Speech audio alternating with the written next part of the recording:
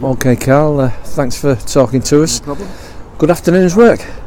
Yeah, definitely. Well, second half. First Yeah. half, I thought we were lacklustre and didn't play with the right kind of tempo. But second half, after a quiet word, should we say, the lads came out fired up, and the second half performance was more what we expect from our lads, really.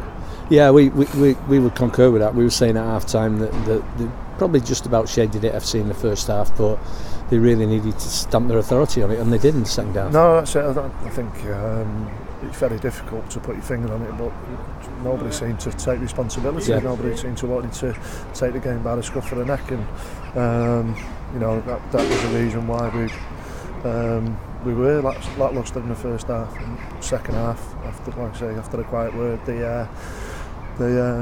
they all started to take responsibility somehow. Yeah, it looked like that. Even and the subs that came on as well, every one of them performed, didn't they? I thought it was excellent, and and that's the kind of responses that we need as coaches and managers.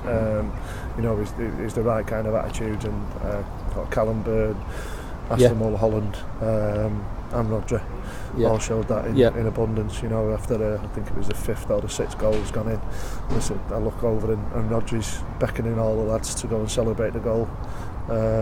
So that's a real pleasing point, and something that we're working hard to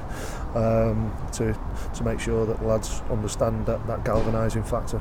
And some of that flowing football in the second half was excellent to watch. I thought Mike Norton and Greg Daniels played really well together. Walwyn had at least 4 attempts on goal in the second half. It was just free flowing, really, wasn't it? Yeah, and that, we can perform like that. I think I'll touch wood, which is there. That's a performance, and also hopefully a turning point, because we have been, I wouldn't say down on luck or anything like that, but we have deserved more than we've been getting out of games, and I think that's today. Hopefully that's a corner turned, and we can kick on from here. That's definitely the message we said to the players after the game, and hopefully one that they're going to buy into as well. How do you assess the two lads at the back, Amjad and Tom Davis? Because for most of the game they played really, really well. Amjad, he kept on for the full 90, which was a bit of a surprise, because I wasn't sure he was that fit. Yeah, I thought so. There were a couple of times in the air when we got caught, and in the first 2 minutes, I'm sure you noticed. Yeah, I think that down to Stocksbridge's physicality. Yeah, and going for it straight from the off. Yeah, the big lad up front, Brett. Who's if he plays up front, he's going to be a handful. He's an handful when he's at the back. He's one of them players who probably looks a little bit ungainly, but he's really effective, really, really effective. And I thought, like I say, in that first half, we were giving ourselves the problems by just not working hard enough, and the consequence was from that was giving free kicks and corners away. And from them they were dangerous. Yeah, you can't do that with these, can you? No. I mean, the only negative point in the second half was their second goal, actually, I think, because the lad seemed to have a free header, and I'm sure the defenders will talk about that amongst themselves. Definitely, that's a reminder. It's not so much a free header. I think the starting point, which we as coaches you come back to, is can we stop it at source, and we switched off at a throw-in. Allowed the ball to come into the box, and I think probably Liam Brownhill could have attacked it a little bit better, or was there a miscommunication with John Wers? That'll be something that it's important for them to talk about. We can ask the questions, but it's important for them to sort it out. Yeah. I mean, how do you take it forward from here, Karl? Because that was an excellent performance today. It's been difficult in recent weeks, but we seem to have turned a corner. What do you say to the players? Just keep working hard. That's all we can do. All we can do is work as hard as we can. First and foremost. I work hard anyway, but over the past few weeks, it's just been a case of what can I do to improve myself, and that's exactly the same for the players. Always want to improve, always want to do your best, and if we take that forward, nobody can have any complaints about us. Yeah, and we've got, we don't know actually who we're going to play this week, because we've just been talking about the weather, the projected weather that could throw a spanner in the works, but we're meant to be playing a trophy game on Tuesday. If we won that, we'd have another one next Saturday, so obviously that's something we've talked about before we want to do well in. Yeah, every game every single game that FC United take to the pitch, we want to win. It doesn't matter what personnel's out there. The message will always be to the players: go and win the football match.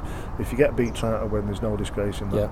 And that's one that just carries on through the club, whether that be when I'm there at college level, development squad level, who deserve a special mention today, to be fair, because they won 11-0 this morning. Right, okay.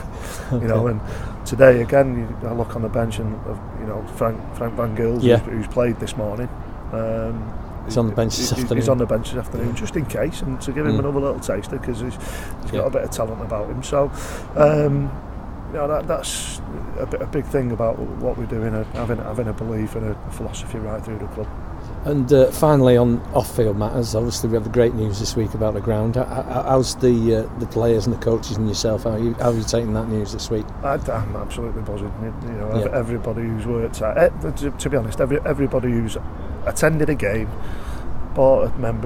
become a member, bought a scarf, done whatever they've done to help FC United Manchester, deserves a massive pat on the back, because in a short space of time that we've been in our existence, to be able to be starting a build on a 5,000 capacity stadium, that's going to be a fantastic not just football ground, but also for the communities around Moston and the people that we work with. Everybody just deserves massive credit.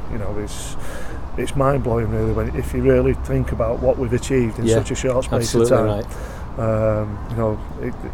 The one that sticks home with me is when we played Nantwich a couple of years ago, and they've been going 100 and odd years, Nantwich, and they've never made the second round of the FA Cup. And we've done that already. You really do sometimes. You make sure that you don't take things for granted, and make sure that all the hard work that everybody puts in, all the volunteers, Andy, Lindsay, everybody who works in the offices day in, day out, working hard for the common cause. I think that's we need to really appreciate that and make sure that it's it is appreciated. Yeah, well, that was summed up very well, that, Karl, and of course the lads on the pitch today just finished off a great week for us. Well, we said that to him, with the great news and stuff. Can we try and give something back to the fans? Because results-wise, over the past few weeks, that's certainly not been the case. But hopefully today, that's, like I say, hopefully it's a corner changed, and hopefully something we can build on. It'll certainly give the lads confidence, because there's nothing like scoring 6 goals. Well, that's true. We often scored 10. No, we seldom scored 10. We often score 6. Well, we'll finish on that note. Thanks, Karl, for talking to us.